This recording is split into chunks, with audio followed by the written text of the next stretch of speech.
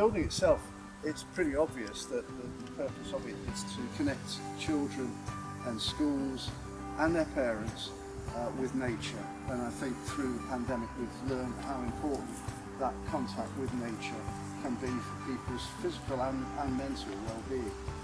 Now, the really important part that I have this afternoon is to introduce a special guest. It's Charlotte Metcalf-Chase from the Silkmore Primary School, and Charlotte is a teacher there, but she's also a nature hero. Is that right, Charlotte?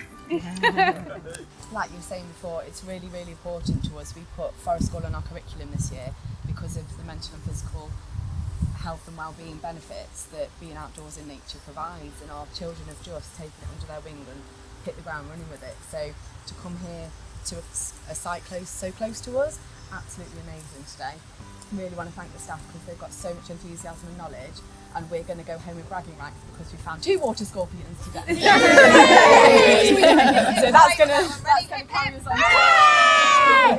Do we have a pair of scissors? Yes, we do. We've also got we've got a certificate for Charlotte as well, a Nature Hero certificate for you, and we've got a prize for your school as well, a bunk hotel for you to take.